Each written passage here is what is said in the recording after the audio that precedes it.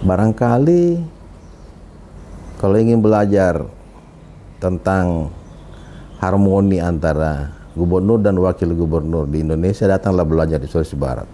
Tapi kalau pertanyaan muncul dari masyarakat mungkin yang sudah pernah mampir ke Sulbar, kemudian mengharapkan Mamuju ini menjadi kota madya. Iya. Nah, pertanyaannya adalah apakah masih ada harapan untuk Mamuju bisa menjadi kota madya? Dan kalau ada, estimasinya dari Pak Gub, itu kira-kira tahun berapa? Itu yang tahu hanya dua. Oke. Tuhan dengan Pak Prabowo. Dan bahkan ya, dengan saya masuk di Panja itu, saya dapat medali loh. Anggota DPR RI yang peduli lingkungan. Jadi jangan ditawar SDK terhadap peduli lingkungan. Iya.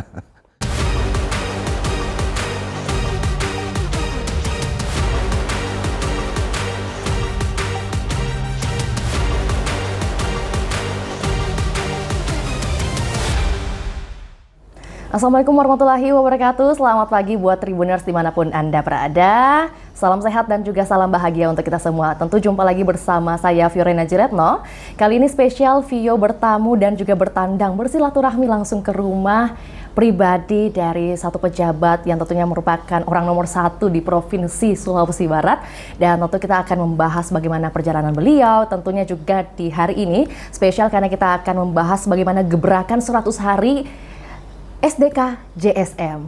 Langsung bersama kita ada Bapak Dr. Haji Suhardiduka, maksud saya, selaku Gubernur Sulawesi Barat periode 2025-2030. Nah, izinkan saya menyapa narasumber kita di pagi hari ini. Selamat pagi, Pak. Selamat pagi. Assalamualaikum warahmatullahi wabarakatuh. Waalaikumsalam warahmatullahi wabarakatuh. Kayaknya Pak, saking antusiasnya Vio untuk menyapa Pak Suhardiduka, sampai ada salah sebut Pak, mohon maaf Pak. Saya hampir membuat Pak Gub ini potong kambing lagi Pak.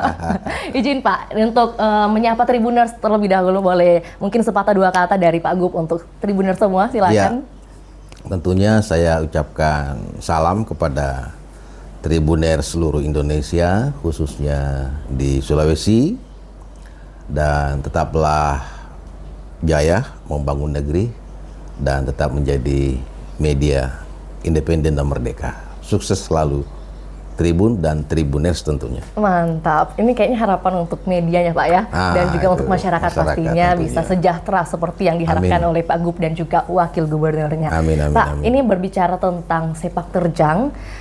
Informasi yang kita dapatkan itu bahkan sudah 40 tahun lebih Pak untuk di pemerintahan birokrasi, kemudian juga menjadi bagian legislatif. Wah, sepak terjangnya tidak perlu diragukan lagi Pak. Kalau di dunia politik sepertinya 25 tahun lebih Pak ya? Iya. Oke, di pemerintahan 40 tahun lebih. Mohon izin kalau salah Pak. Udah benar Pak ya?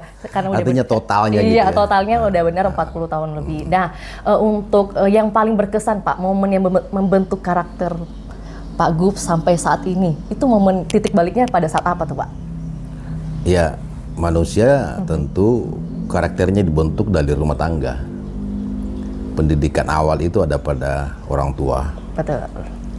Kemudian kita juga ditanamkan agama oleh guru-guru ngaji kita tentunya. Kemudian masuklah di lembaga pendidikan kita. Lembaga pendidikan yang saya jalani, tentu SD, SMP di daerah. Kemudian saya lanjut ke Unhas. Kemudian saya di akhir pendidikan itu di Unair ya, untuk doktor saya. Selain itu tentu pendidikan kursus karena kita ASN. Iya.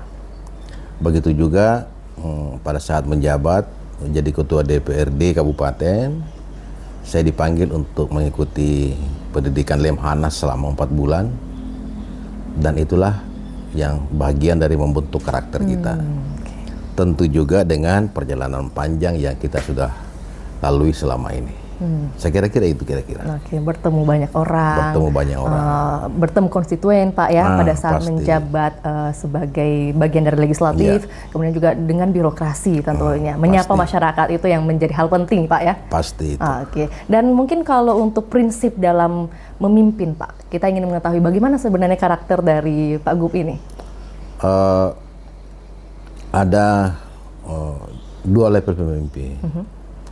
Ada pemimpin di technical leader ya, tentu harus memahami secara profesional tentang tugas yang kita tempati. Biasanya itu berada pada jajaran ASN, karena saya juga pernah ASN selama 13 tahun. Tapi pada jajaran kita sudah masuk di dunia politik, memimpin itu sudah tingkat manajerial. Nah, itu tentu pola pengambilan kebijakan yang kita harus betul-betul pelajari, karena yang kita pikirkan adalah publik. Jadi pengambilan kebijakannya harus orientasinya sejauh mana manfaat publiknya tinggi atau public value-nya ya. Yang kita harus lihat. Kalau public value-nya tinggi, maka dampaknya bisa saja meningkatkan pertumbuhan, bisa saja meningkatkan kesejahteraan, dan kalau itu kebijakannya bagus. Tapi kalau kebijakannya salah, bisa meningkatkan bahkan pertumbuhan terhadap kemiskinan. Nah, itu bahayanya. Olehnya itu pemimpin harus betul-betul platform pengambilan kebijakannya harus bisa menguasai semua aspek dan mempelajari semua aspek dan memiliki data yang valid. Sehingga itu setiap pengambilan keputusan selalu tepat, tidak bias. Karena kita mendapatkan informasi, data yang salah, maka bisa saja keputusan itu menjadi bias. Saya kira itu ya. Oke. Menyambung dari apa yang disampaikan Pak Gup, berarti kalau berbicara tentang data, tentu ada inovasi yang dilahirkan dalam 100 hari kerja ini Pak. Kita penasaran mungkin inovasi apa nih kalau berbicara tentang basis data? Ya, kalau kita 100 hari ya, walaupun sebenarnya kalau kita mengukur suatu keberhasilan suatu masa kepemimpinan 5 tahun dengan 100 hari kan sulit ya. Akan tetapi 100 hari itu minimal mampu publik tahu akan arah kemana kebijakannya pemimpin yang kita pilih ini. Nah, itu. Jadi 100 hari ini alhamdulillah kami dilantik dan langsung disambut dengan efisiensi. Efisiensinya itu menarik ya, menarik anggaran yang sudah ditransfer untuk bagian daerah ditarik kembali ke pusat. Kemudian diberikan Impres nomor 1 tahun 2025 untuk melakukan efisiensi. Ya alhamdulillah dengan Impres itu kita melakukan segera penyesuaian APBD kita, dan saya dapatkan APBD Provinsi Sulawesi Barat itu yang pertama pada posisi defisit. Kenapa defisit? Walaupun di dalam APBD itu tidak defisit ya, tapi faktanya target pendapatan itu tidak akan dicapai karena memberikan target yang tidak rasional. Itu saya rasionalkan. Yang kedua, kita mengalokasi ulang. Nah itu, kita mengalokasi ulang pada prioritas-prioritas yang kita nilai bahwa ini yang sangat dibutuhkan rakyat. Yaitu pembangunan dasar, katakanlah persoalan kesehatan, persoalan pendidikan, persoalan infrastruktur, dan persoalan layanan sosial yang lain, utamanya dalam pengentasan kemiskinan. Nah itu kami capai dengan baik ya. Kami capai dengan baik. Kemudian yang kedua, kami membuat platform untuk 5 tahun ke depan yang kami sebut dengan RPJMD. Nah, RPJMD ini adalah rencana yang kita tetapkan untuk kita capai 5 tahun ke depan. 5 tahun. Dan itu targetnya cukup tinggi karena kami menargetkan 8% pertumbuhan. Kemudian kami juga menargetkan 1% penurunan angka kemiskinan setiap tahun. Kemudian kami memberikan layanan maksimal pada sektor-sektor yang sangat dibutuhkan masyarakat seperti kesehatan tadi, pendidikan, nelayan, petani. Kemudian di dalam 100 hari ini juga kami melakukan penilaian, ya, penilaian terhadap seluruh pejabat yang akan menjalankan kebijakan, ya. Karena begini, ada kekhawatiran, ya, kekhawatiran. Bahkan juga Jakarta, pemerintah pusat khawatir bahwa gubernur itu atau kepala daerah yang dilantik, pada saat sudah dilantik akan melakukan balas dendam, gitu ya. Saya kira itu jauh dari kami bersama dengan Pak JSN. Kami tidak melihat pemilu itu sebagai suatu pertentangan, tapi perbedaan ya, karena itulah demokrasi. Demokrasi itu beda pilihan itu biasa.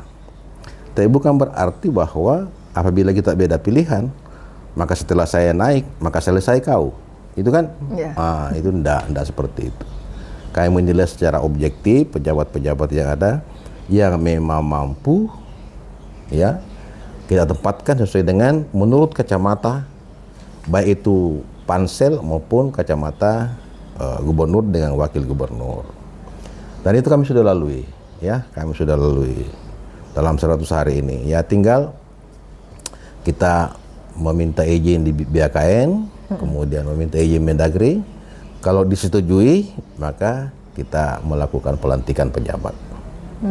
Itu juga. Yang ketiga, kita mengubah paradigma.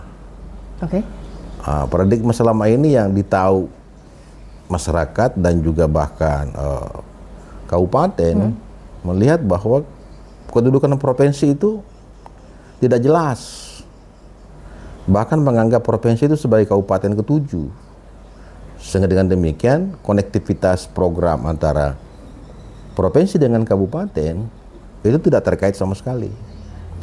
Dan bupati-bupati dulu, ya, bupati-bupati dulu menganggap bahwa kehadiran provinsi tidak memiliki arti di kabupaten. Nah, itu yang berusaha paradigma itu kami ubah, ya, kami ubah. Sehingga dengan demikian konektivitas dan kolaborasi antara pemerintah provinsi dengan kabupaten itu mutlak. Dengan demikian kami diskusi dengan bupatinya, kami diskusi dengan wakil bupatinya, dan bahkan ketua DPRD-nya, apa persoalan di kabupaten, apa yang bisa kau tangani, apa yang kami bisa intervensi. Nah, itu. Sehingga dengan demikian jelas dan terarah. Jelas terarah. Dan saat ini kami kasih mereka punya platform anggaran. Begini aja dulu, kau saya kasih 50 miliar. Kalau saya kasih 50 miliar, apa kau mau bikin? Nah, itu sementara. Dan kabupaten merasa bahwa mulai dirasakan kehadiran provinsi di kabupaten. Mulai kita bermitra dengan baik, ya. Bahkan BPJS yang tertunggak di setiap kabupaten kami yang bayar semua. Nah, itu. Jadi dana 50 miliar ini sudah digelontorkan ke 6 kabupaten ada di Sulbar? Sebahagian. Sebagian. Nah, karena 2025 ini kan efisiensi kan. Tapi 2026 kami sudah diskusi karena musrembangnya sudah selesai, dan sebelum musrembang kita lakukan pramusrembang dan memanggil para bupati, kita diskusi. Dan itu sudah terjalin dengan baik. Yang juga dalam 100 hari ini kami coba kolaborasi dan memberikan saling pemahaman dengan Forkopimda. Karena daerah ini kan kita harus kerjasamai. Tidak boleh pemerintah provinsi sendiri-sendiri. Penegakan hukum ada di kejaksaan, ada di kepolisian, Kantipmas ada di kepolisian, pertahanan keamanan ada di Korem, Dengan demikian kita kolaborasi melihat persoalan-persoalan yang ada di pemerintah provinsi ini. Kita coba bangun satu pandangan, ya, dengan tidak saling mengintervensi, ya. Kita saling menjaga basis kewenangan kita.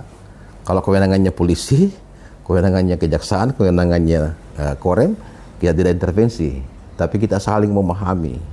Dan ini saling terkait. Hal-hal yang bisa kita kerjasamakan, kita kerjasamakan. Bahkan kita bentuk tim bersama dan lain sebagainya. Jadi terjadi kesamaan pandangan seluruh stakeholder yang ada di Provinsi Sulawesi Barat ini. Dan tentu banyak lagi yang kita lakukan selama dalam 100 hari. Oke, menjadi pertanyaan penting juga untuk Vio tanyakan mewakili masyarakat Sulbar nih, Pak Gub.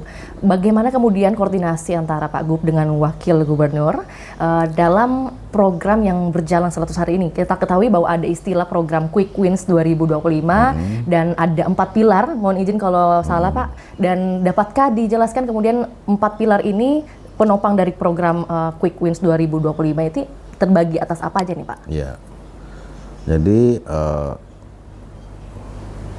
banyak daerah ya setelah gubernur dan wakil gubernur dilantik, ya.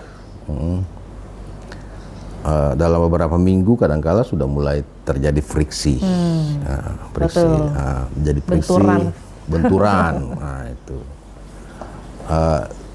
kami dengan Pak Jenderal Salim bisa saling memahami, ya, dan saling mengisi.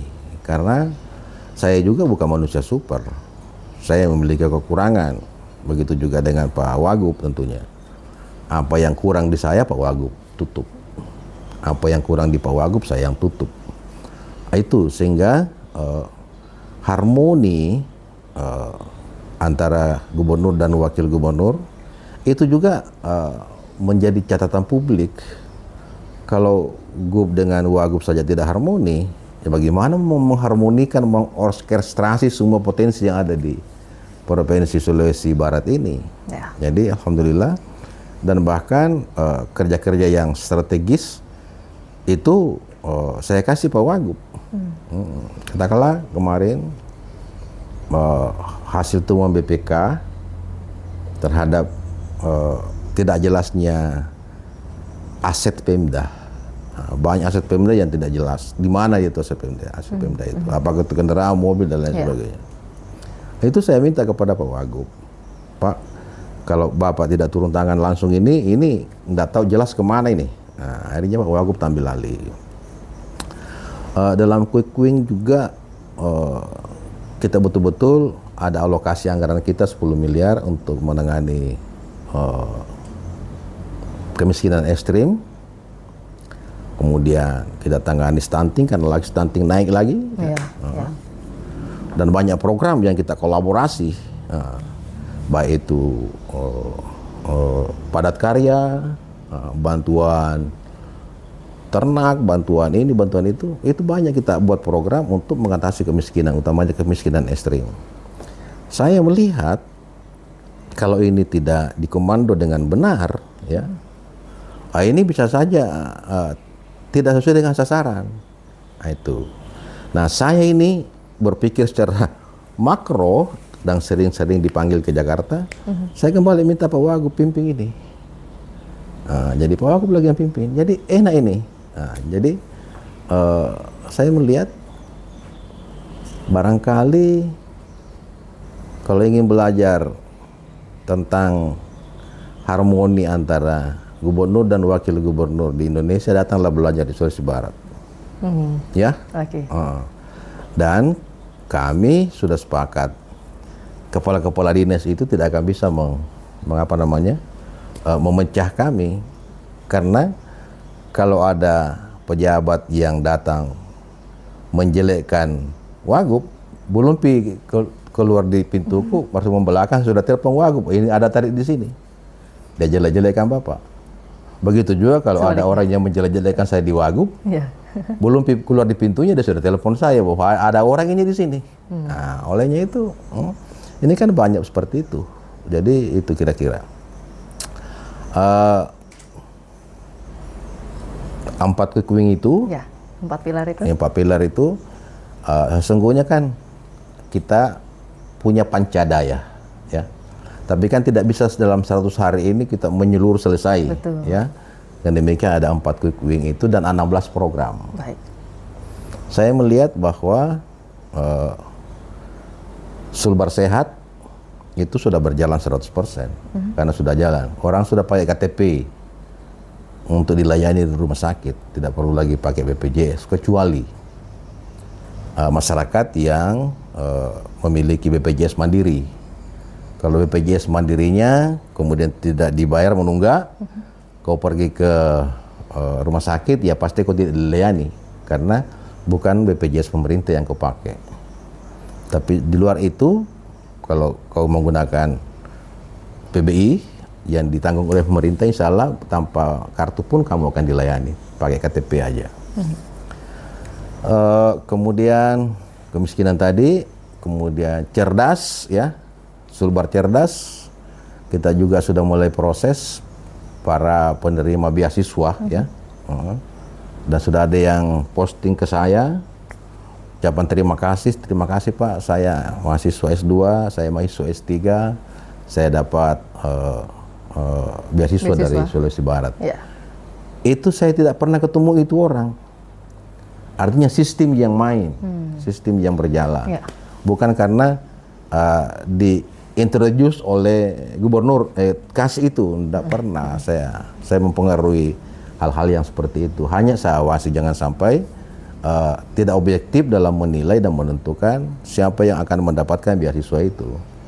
Karena pendaftarnya lebih besar dibanding dengan alokasi anggaran yang kita siapkan.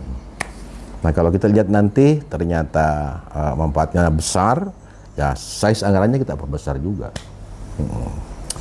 Dan saya kira banyak lagi quick win yang kita capai, ya. Oke.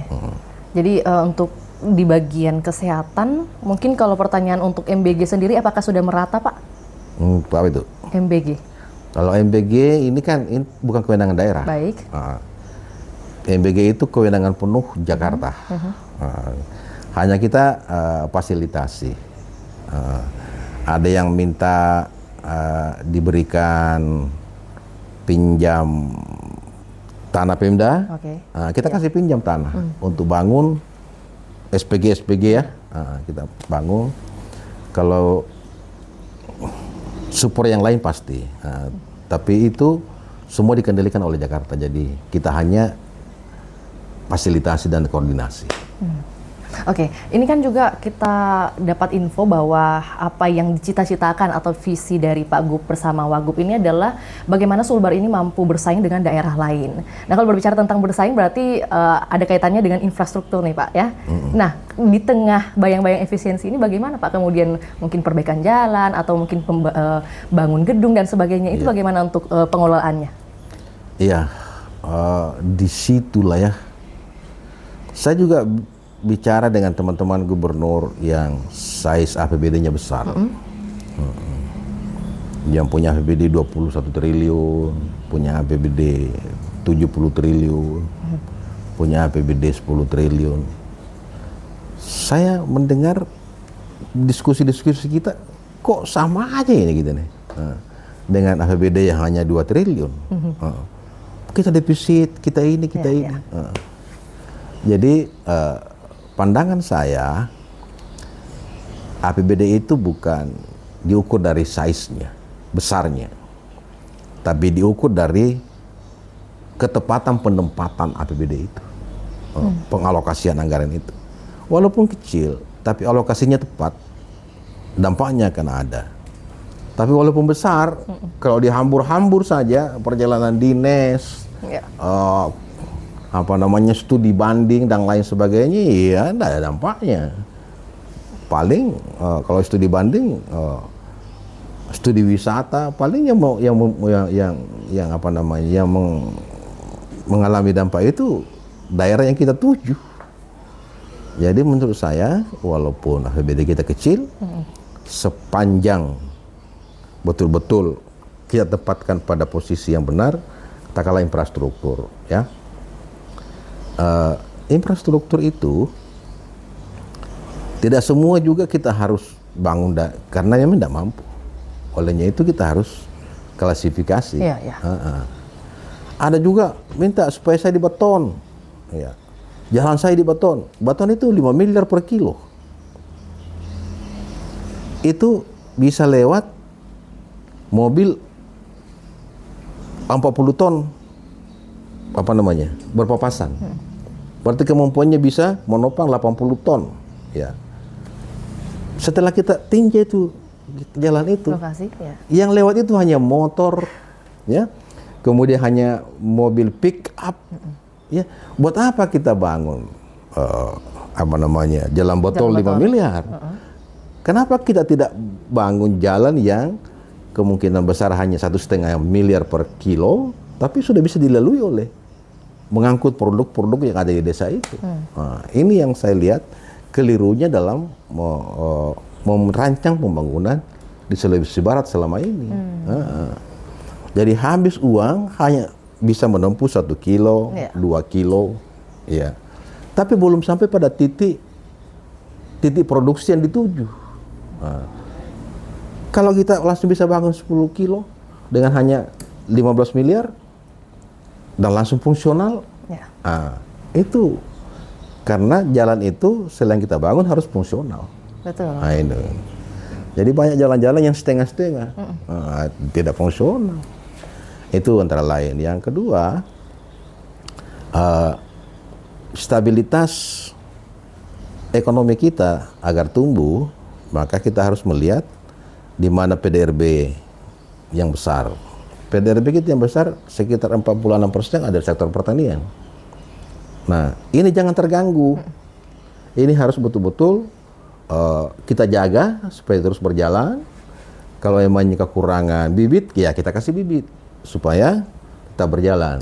Nah, pupuk dan lain sebagainya, kita bangun infrastrukturnya sehingga dengan demikian sektor pertumbuhan yang paling besar ini tetap terjaga. Di samping itu, kita berusaha merangsang pertumbuhan sektor-sektor yang lain supaya bisa menopang pertumbuhan. Dengan demikian, yang selama ini Sulbar itu tumbuh di bawah rata-rata pertumbuhan nasional. Kalau kita ini kemarin 4,7%, nasional itu 5,2%. Nah, kita berupaya supaya Sulbar bisa tumbuh minimal sejajar dengan pertumbuhan nasional. Sehingga dengan demikian kita tidak menjadi beban nasional. Minimal sama. Kalau bisa kita di atas dari pertumbuhan nasional. Untuk mengejar kita harus di atas. Nah, itu. Jadi langkah-langkah seperti itu harus cerdas kita melihat APBD. Walaupun kecil jangan pesimis, tapi optimislah terus. Saya juga walaupun kecil APBD saya tidak pernah gaji terhambat. Iya. Ya kan? Bahkan nanti tanggal 1 Juni harus ini Pak, ya, cair ya. Iya, tidak pernah TPP terhambat. Walaupun TPP-nya juga saya belum pelajari betul bagaimana tunjangan kinerja itu. Iya. Betul-betul diukur kinerjanya orang. Nah, itu. Kalau hanya daftar hadir ya tidak sampai di situ dalam menilai kinerja setiap pegawai, bukan hanya dari sisi daftar hadir. Tapi minimal dia hadir ya sudah bagus lah. Oke. Baik, Pak Gub, ini kan tadi bahas soal infrastruktur, kemudian dibahas sedikit mengenai tunjangan kerja. Nah, pertanyaan selanjutnya adalah ada isu dan juga wacana akan diberikan asuransi ketenagakerjaan bagi 14.000 nelayan. Iya. Menjadi pertanyaan penting, kenapa harus nelayan? Ya, begini, nelayan itu yang sampai saat ini profesi yang banyak berada pada tingkat kemiskinan. Ya, dulu itu nelayan hebat. Nah, sekarang ini nelayan semakin hari semakin turun NTP-nya. Ya, nah olehnya itu kan beban hidup ini, yang pertama adalah kesehatan. Betul. Yang kedua pendidikan. Yang ketiga konsumsi. Nah ini. Nah, kesehatannya kita sudah ambil, ya, karena sudah gratis kan. Kemudian pendidikan anaknya juga kita sudah ambil. Beasiswa? Beasiswa dan lain sebagainya. Kemudian kita perbaiki sumber hidupnya. Kita juga kasih dia banyak mesin-mesin katinting, macam-macam mesin ya. kita alat tangkap dan lain sebagainya. Nah, yang kita khawatir karena ini pekerjaan adalah risiko tinggi, ya, karena alam itu kadang-kala tidak bersahabat. Betul. Tiba-tiba dia di tengah laut, kemudian di atas rumpon, kemudian ombak dan lain sebagainya, badai, rumponnya putus, bisa di Filipina dia itu. Kalau mati, olehnya itu kita harus jamin dengan asuransi. Karena semoga saja ya, kita tidak mengharapkan kematian. Betul. Tapi kalau dia mati tanpa jaminan asuransi, maka langsung miskin ekstrim dia punya istri. Miskin ekstrim langsung dia punya istri. Olehnya itu kalau dia dijamin asuransi, maka istrinya dengan hasil asuransi itu bisa melanjutkan kehidupannya. Nah itu. Kemudian juga nelayan yang sudah kita asuransikan merasa aman menjalankan usahanya di laut. Itu yang kita cegah sesungguhnya. Walaupun kita tidak harapkan bahwa hal itu terjadi. Iya, kalau itu terjadi. Iya, dan mungkin bagi pejabat daerah di daerah lain belum tentu memikirkan hal tersebut gitu Pak. Iya. Karena risiko profesi itu yang tadi dipikirkan atas dasar itu yang menjadi pemantik hadir program tersebut dari Pak Gu. Oke, kemudian kalau untuk mengenai IPM, karena tadi juga dibahas soal beasiswa untuk anak-anak nelayan juga dan sebagainya. Tentunya beasiswa hadir ini untuk siswa, mahasiswa, bahkan ASN berprestasi bahkan Pak ya. Nah, ini target untuk meningkatkan IPM di Sulbar sendiri di tahun berapa sebenarnya Pak? Iya, IPM kita rendah. Di bawah IPM nasional, bahkan di Sulawesi kita juga rendah IPM. IPM itu kompositnya ada 3. Yang pertama adalah tingkat kesehatan dan harapan hidup. Betul. Termasuk angka kematian bayi. Kalau angka kematian bayinya tinggi, angka harapan hidupnya rendah, maka satu komposit di IPM itu menurunkan IPM. Yang kedua adalah lama sekolah dan APS, anak putus sekolah. Nah, kalau ini tinggi, anak putus sekolah tinggi, menurunkan lama sekolah. Belum pula lagi diukur dari sisi berapa yang lulus dan lain sebagainya. Ini salah satu komposit yang mempengaruhi Human Development Index. Kemudian yang ketiga adalah pendapatan. Kalau pendapatannya di bawah UMR katakanlah $5 ya. Atau hanya $2,8 ya apa boleh buat, IPM-nya menjadi rendah. Jadi bagaimana menaikkan IPM? Ya perbaiki ini 3. Perbaiki sumber hidupnya, sumber pekerjaannya, buka lapangan kerja, kemudian perbaiki pendidikan, jaga anak-anak jangan putus sekolah, ya. Kemudian perbaiki sektor kesehatan. Kalau orang sehat, kematian bayi dan ibu rendah, maka akan menaikkan angka harapan hidup. Maka naiklah IPM itu. Nah, IPM kita 5 tahun ke depan, kita berharap minimal sama dengan IPM nasional. Jangan kita di bawah. IPM itu, kalau Human Development Index itu rendah, ya kita manusia terus ke belakang. Betul. Makanya Sulbar kayaknya lagi gencar-gencar mengirim muda-mudi Pak ya, ke negara sebelah untuk belajar gitu Pak. Apalagi kalau stunting ya susah lah. Susah kita mau masuk akabri kalau stunting ya. Iya betul. Jadi pencegahannya gimana Pak? Untuk intervensi dari pemerintah? Ya itu tadi, kita perbaiki 3-tiganya itu. Dan itu sasaran utama kita sekarang ini. Supaya IPM kita baik. Pak, itu tadi yang mungkin sempat saya bahas adalah pertukaran pelajar Pak. Ini boleh diceritakan sedikit, kemudian ketika mereka kembali, informasi yang kami terima adalah anak-anak atau muda-mudi berusia 15 tahun Pak. Udah benar? Nah, nanti pada saat kembali ada yang 15. ada bervariasi Pak? Ada yang 20 tahun juga.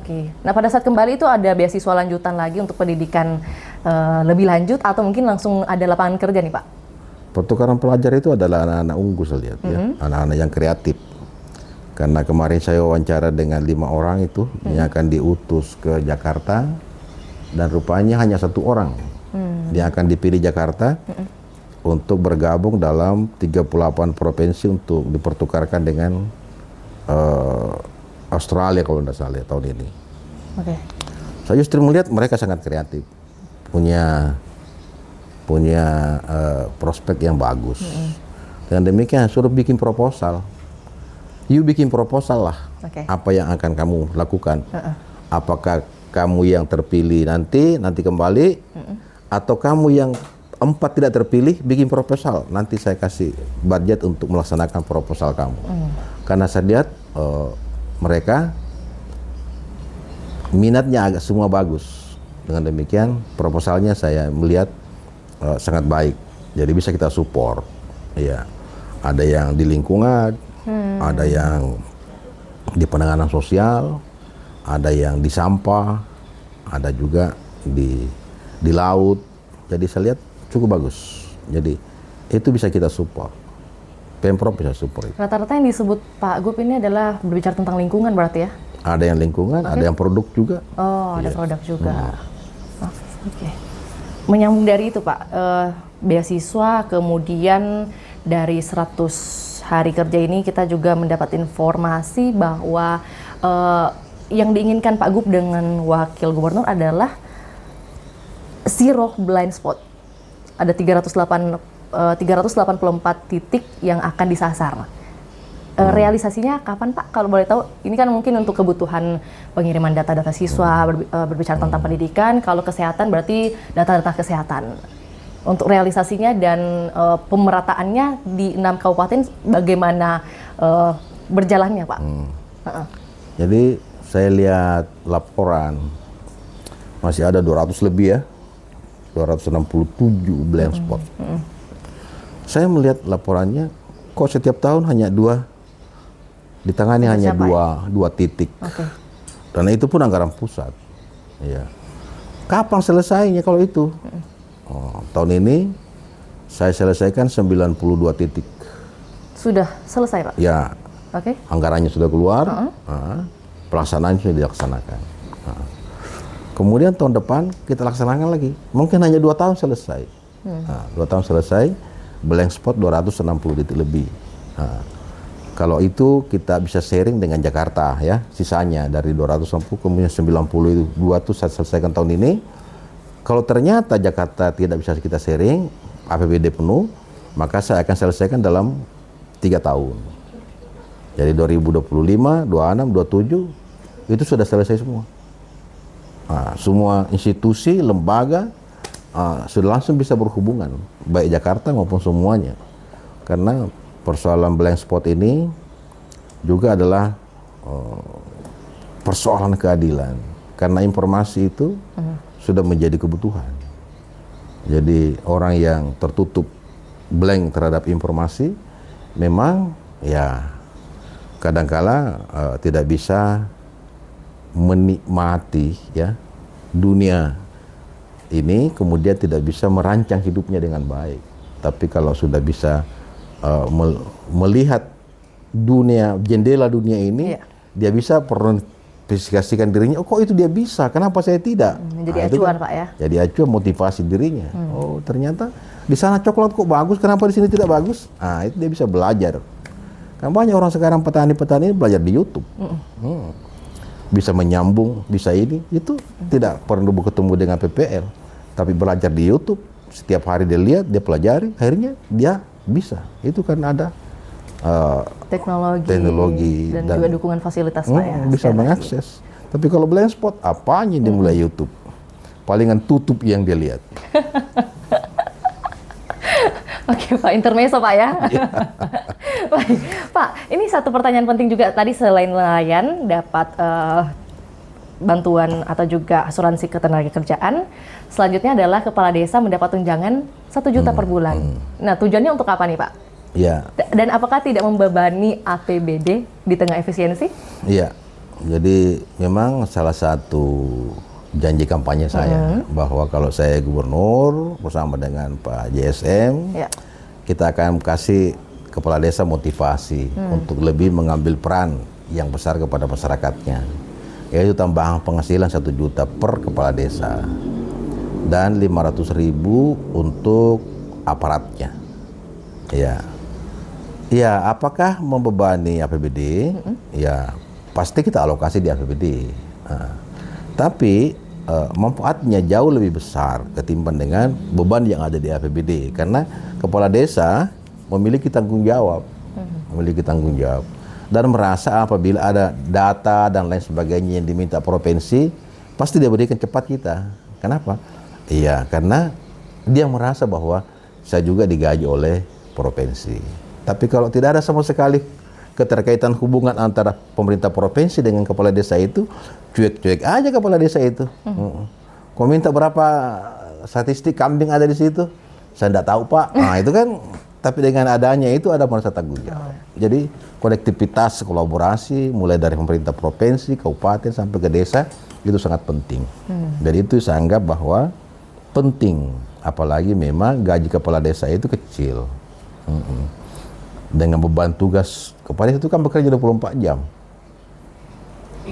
Kemudian setiap ada perkawinan, kematian di desanya pasti dia hadir.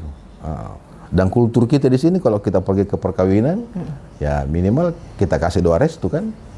Habis gajinya kepala desa hanya perkawinan saja. Oke.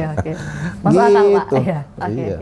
Oke. Baik Pak, diterima. Iya. Dan semoga juga mungkin bagi masyarakat yang mempertanyakan hal tersebut, kenapa harus kepala desa gitu ya. Nah, sementara itu mungkin di kepulauan, daerah kepulauan, intervensi yang diberikan oleh Pemprov dalam hal ini dalam 100 hari kerja seperti apa Pak? Apalagi mungkin kepulauan Bala-Balakang Pak ya. Nah, apa nih Pak? Kita penasaran juga. Iya, kemarin itu Camat Balakan melapor ke saya, dan Dinas Pendidikan menyampaikan bahwa sudah pantas Kepulauan Bala-Balakang itu kita bangun satu SMA. Untuk pendidikan berarti ya? Iya, karena ada 2 di sana SMP, 2 SMP bisa menopang 1 SMA. Hanya memang di pulau itu tanah susah, karena pulaunya kecil, masyarakatnya banyak. Iya. Dan hampir tidak ada jual beli tanah di pulau itu. Jadi sementara ini Pak Camat saya bilang, ya carilah tanah di sana yang bisa mungkin 50 kali 50. 50 kali 50 itu berarti 1/4 hektar ya. Ya, kalau ada hibah lebih bagus. Yang penting jangan minta ganti untung, ganti rugi lah kira-kira gitu ya. Jadi kira-kira tahun depan kita akan bangun SMA 1 kira-kira sana. Semoga bisa ya. Semoga bisa. Nah kalau dari tadi kita kayaknya bahas soal APBD, efisiensi untuk menggait wisatawan, meningkatkan PAD. Langkah apa Pak yang sudah dilakukan untuk pariwisata di Sulbar? Ya, pariwisata itu dalam pembentukan Sulawesi Barat ya, karena saya juga salah satu pelakunya. Betul. Polman itu daerah perdagangan ekonomi, Majene daerah pendidikan, Mamasa wisata, dan Mamuju adalah pusat pemerintahan. Baik. Olehnya itu pemerintah provinsi harus mendorong untuk menjadikan Mamasa itu menjadi destinasi wisata, karena itu sejarah yang kita bikin ya.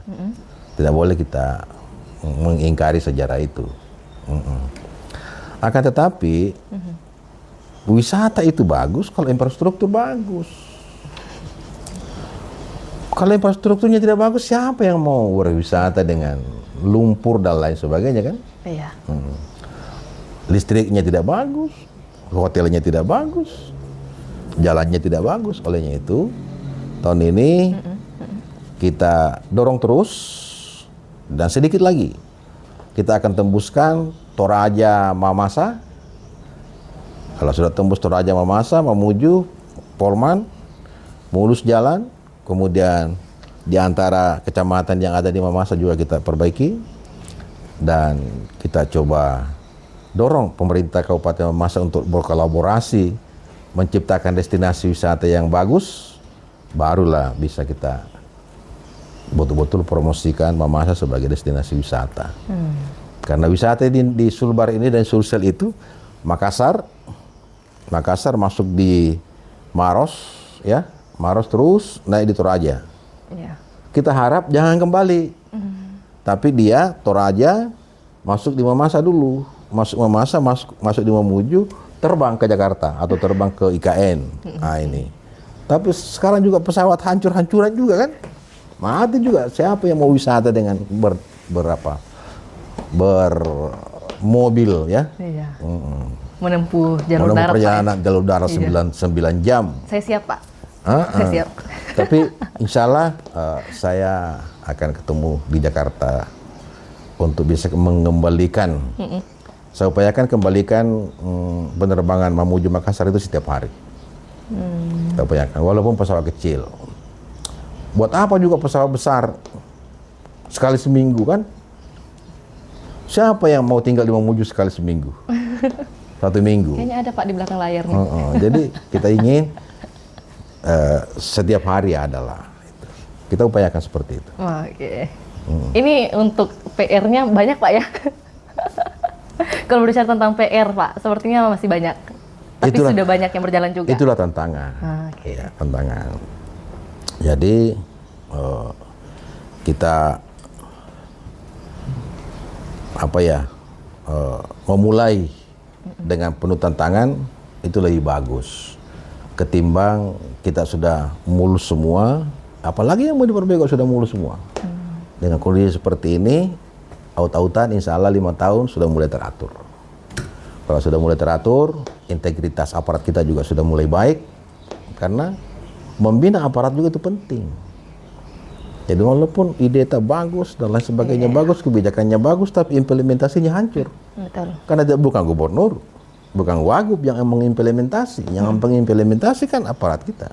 Betul. Kepala UPD, Iya. para pejabat eselon 3, dan lain sebagainya. Iya. Kalau dengan kondisi saat ini, biar juga PTT melakukan perjalanan fiktif, hancur daerah ini. Ya. Jadi mental itu kita harus bangun. Mental itu kita harus bangun supaya aparat kita memiliki integritas yang baik. Saya pengalaman jadi bupati 10 tahun. Iya. Saya mendapatkan aparat yang betul-betul rusak lah gitu ya. Tapi setelah saya bina dan lain sebagainya, mereka itu sudah ada 4-5 kepala dinas kalau melakukan perjalanan dinas. Rencananya 3 hari perjalanan dinas, ternyata hanya 2 hari sudah jalankan, dikembalikan 1 hari uangnya. Iya, itu namanya integrity. Oke. Tapi ada juga orang yang perjalanan 1 hari, 3 hari diambil. Itu. Nah, ini yang kita harus. Dan itu bisa kalau kita wujudkan keteladanan. Kalau gubernurnya hancur, wagubnya hancur, sekdanya hancur, ya hancur semua itu barang. Jadi hanya itu gubernur harus memiliki integriti yang kuat, tidak gampang dipengaruhi dan lain sebagainya. Ya, walaupun juga bahwa gubernur bukanlah orang yang high, biasa aja. Sederhana Pak Sederhana ya? aja. Bukan Ya, juga ya. berarti PR-nya ada di SDM Pak ya? SDM.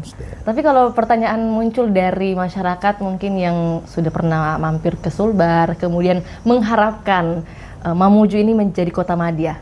Iya. Nah, pertanyaannya adalah apakah masih ada harapan untuk Mamuju bisa menjadi kota madya? Dan kalau ada, estimasinya dari Pak Gub, itu kira-kira tahun berapa? Itu yang tahu hanya 2. Oke. Tuhan dengan Pak Prabowo.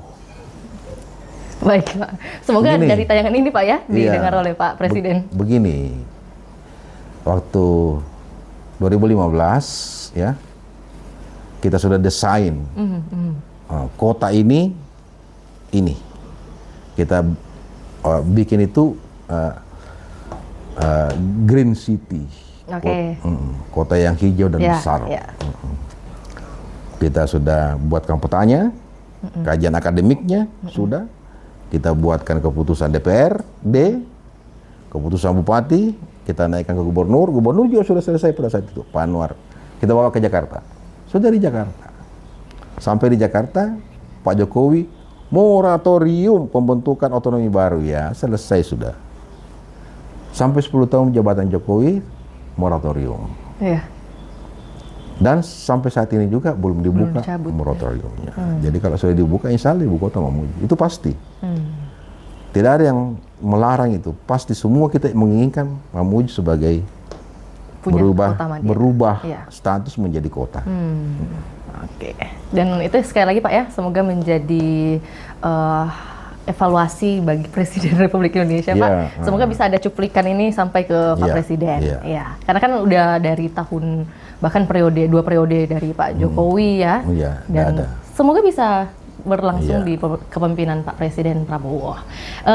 Sebelum kita ke closing Pak, ini juga menjadi pertanyaan penting adalah tentunya Sulbar menginginkan hadirnya investor-investor, tapi di tengah itu ada juga gejolak-gejolak dari masyarakat yang menolak hadirnya pertambangan, kemudian juga menolak dari segi agraria. Untuk meyakinkan atau juga hal apa yang kemudian Pak Gub atau juga beserta Pak Wagub hadir bersama rakyat, masyarakat untuk meyakinkan bahwa hal tersebut tidak mengganggu dampak lingkungan nih Pak? Begini, baca Undang-Undang Dasar pasal 32 bahwa kekayaan alam Ya. baik yang ada di bumi, air, itu dikuasai oleh pemerintah Betul, dan digunakan sebesar-besarnya Sebaik-baiknya. untuk kemakmuran rakyat. betul. Jadi tidak boleh ada rakyat yang bisa mengklaim sumber daya alam itu. Kemudian terhadap lingkungan, saya merancang Undang-Undang Nomor 32 ya 2024 tentang konservasi dan sumber daya hayati di Indonesia. Undang-undang itu sangat pro lingkungan, sangat pro lingkungan dan sangat pro rakyat. Dan bahkan ya, dengan saya masuk di panja itu, saya dapat medali loh. Anggota DPR RI yang peduli lingkungan. Jadi jangan ditawar SDK terhadap peduli lingkungan. Iya, karena sampai kepada pembuatan undang-undang saya masih komitmen dengan itu, ya itu. Dan untuk satu daerah kalau ingin maju, ya investasi. Betul. Kalau Anda menolak investasi, ya terkebelakang Anda. Iya. Investasi itu banyak macam. Investasi pemerintah dan investasi swasta. Saya contohkan aja lah, Pasangkayu. Pasangkayu itu juga dulu dari terkebelakang, tapi sekarang angka kemiskinannya rendah. Kenapa? Karena investasi pemerintah yang banyak masuk dengan swasta. Apa itu pemerintah? Buka transmigrasi. Ya kan? Iya. Penduduk Pasangkayu itu kan 70% transmigrasi. Dan itu investasi pemerintah. Dipadu dengan investasi swasta, dengan masuknya perkebunan swasta, maka berkembanglah, ya kan? Kemudian terhadap tambang boleh, ya. Saya juga bukan berarti bahwa saya ramah dengan tambang, tidak. Saya juga tidak ramah dengan tambang. Bahkan kalau kita ingin membangun penuh daerah ini hanya dengan tambang, saya tidak setuju. Saya lebih setuju memperkuat kekuatan sumber daya manusia, kemudian kekuatan petani, nelayan dan lain sebagainya dibanding dengan tambang. Iya. Karena tambang pasti diperhadapkan dengan lingkungan, ya. Tuh. Hanya saja sejauh mana tambang itu mampu memitigasi kerusakan lingkungan bisa jalan. Tapi kalau tambang itu aut-autan, ya pasti. Yang jadi masalah, ya, kalau tambang itu belum ada, kemudian saya dituduh merusak lingkungan, itu kan salah namanya. Nah, katakanlah seperti Kaluku, kapan itu menambang orang? Di mana lagi? Kapan menambang? Kan belum ada tambang. Izinnya sudah keluar. Ya. Tapi belum ada aktivitas. Belum ada aktivitas. Ya. Kemudian saya disuruh cabut. Ya bagaimana saya mau cabut? Ingat Undang-Undang Minerba. pemegang izin dilindungi undang-undang. Jadi pemegang izin, pemegang IUP itu dilindungi undang-undang loh. Nah, kalau kamu langsung diktator melakukan proses pencabutan dengan demo-demo itu, nggak bisa. Ya, nggak bisa. Tentu kita evaluasi. Olehnya itu sekarang saya bentuk tim evaluasi. Apa nanti hasilnya tim evaluasi? Ya itu yang akan kita pertimbangkan. Berarti kan menjadi penting untuk memberi edukasi Pak ya, dan sosialisasi kepada masyarakat di sekitaran dong. Harusnya, Iya. harusnya. Langkah itu akan diambil? Ya sudah turun timnya, ya sudah turun timnya dan lain sebagainya. Ya. Apa nanti hasilnya ya kita akan dengarkan. Karena itu tim terpadu. Ada pemerintah, ada ahli, polisi, ada jaksa, ada macam-macam. Bahkan ada mahasiswa, ya. Ada HMI, ada PMI di situ juga ikut dalam menilai kajian itu. Ada target yang diberikan Pak kepada tim evaluasi tersebut? Iya, ada Di tahun target. ini atau di tahun depan? Ya tahun ini pastilah. Tahun ini. Nah, mungkin 1 bulan ke depan sudah ada hasil kajiannya yang diserahkan kepada gubernur. Yang jelas gubernur juga tidak boleh melanggar hukum. Jangan Anda menuntut supaya gubernur melanggar hukum. Kalau melanggar hukum gubernur bahaya dong. Oke, jadi kita tunggu saja Pak informasinya 1 atau 2 bulan ke depan bagaimana hasil dari kinerja tim evaluasi yang sudah dibentuk oleh Pak Gub dan Pak Wagub gitu. Untuk closing statement Pak, kita mau dengar dari Pak Gubernur langsung untuk masyarakat di seluruh Sulawesi Barat gitu Pak ya, dalam mendukung kepemimpinan Pak Gub dan juga Pak Wagub ke depannya. Jadi bukan hanya berpatokan di 100 hari kerja saja Pak, tapi untuk 5 tahun ke depan. Seperti apa yang disampaikan? Iya. Gubernur dan wakil gubernur tidak bisa menyelesaikan semua masalah. Iya. Jangan terlalu tinggi ekspektasi publik bahwa Pak SDK dengan JSM akan bisa selesai semua masalah. Tidak mampu kita. Kami juga ini 10 jari, punya keterbatasan. Dan peranan pemerintah di dalam membangun suatu bangsa itu tidak seluruhnya, hanya kecil. Katakanlah kalau kita melihat peranan APBD atau peranan APBN, itu hanya sekitar 11%. Iya. 89% itu adalah peran swasta, peran masyarakat. Dengan demikian, masyarakat yang baik adalah mengurangi ketergantungannya kepada pemerintah. Kalau dia bisa mandiri, itu jauh lebih bagus dan lebih cepat proses pembangunan ketimbang dengan selalu menggantungkan hidupnya kepada pemerintah. Tapi pemerintah pasti memperhatikan masyarakatnya karena program kami adalah bagaimana masyarakat yang kecil itu kita approve, kita kasih stimulan supaya dia bisa juga berada di permainan lokasi atau persaingan yang baik. Jadi dengan demikian saya berharap harapan kepada masyarakat, mari kita berkolaborasi ya. Kalau sedikit ada yang salah, jangan langsung marah. Katakanlah, sekarang kebijakan saya yang punya KTP bisa langsung berobat. Terus sampai di puskesmas, ya, sampai di puskesmas, store KTP, kemudian buka komputer, ya, lama di situ baru ditemukan namanya. Ya jangan langsung marah. Iya. Jangan naik pitam Pak ya. Jangan langsung marah. Ada apa? Mungkin ada kesalahan dan lain sebagainya. Karena komputer juga kan bukan Tuhan, bisa langsung, bisa sistem juga salah. Sama dengan kejadian yang di Malunda, ya, masuk di puskesmas, dinyatakan tidak bisa dilayani oleh BPJS. Saya ditelepon, kemudian saya telepon aparat, kemudian aparat telepon BPJS, ternyata hanya kesalahan sedikit. Akhirnya dilayani. Jangan langsung marah, karena pasti petugas juga manusia.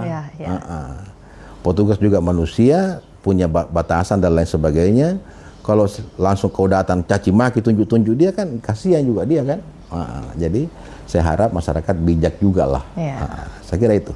Oke, jadi quote di siang hari ini untuk Tribuners semua, jangan langsung marah ya. Jangan langsung jadi marah. maksudnya harus melihat juga situasi dan kondisi. Ya. Yang paling penting adalah bagaimana kita diri sendiri harus bijak melihat apa yang terjadi begitu. Jangan gitu. langsung sedikit-sedikit lapor ke Pak Gub begitu. Oke, terima kasih banyak Pak Gub atas waktunya. Dan tentu harapan kita semua semoga informasi yang kita bagikan ini yang kurang lebih hampir sejam Pak, ini bisa bernilai manfaat, bisa diserap oleh masyarakat Sulbar khususnya, dan sekali lagi menjadi bijak dalam melihat semua kebijakan yang dihadirkan oleh pemerintah Provinsi Sulawesi Barat. Terima kasih Pak Gub atas waktunya, sekali lagi sehat, sukses selalu Pak. Baik, terima kasih. Alhamdulillah. Assalamualaikum warahmatullahi wabarakatuh. Ya, terima kasih juga buat Tribuners hingga saat ini setia menyaksikan program kita. Sekali lagi semoga yang kita bagikan ini bisa menjadi insight baru bagi kita semua, dan tentunya bisa berkaca juga dari cerminan atau juga apa yang sudah disampaikan, sudut pandang yang sudah disampaikan oleh Pak Gub di sesi kita pagi hingga siang hari ini. Saya Fiorina Jiretno mewakili Pak Gub dan juga tim pamit undur diri. Selamat siang dan sampai jumpa. Assalamualaikum warahmatullahi wabarakatuh.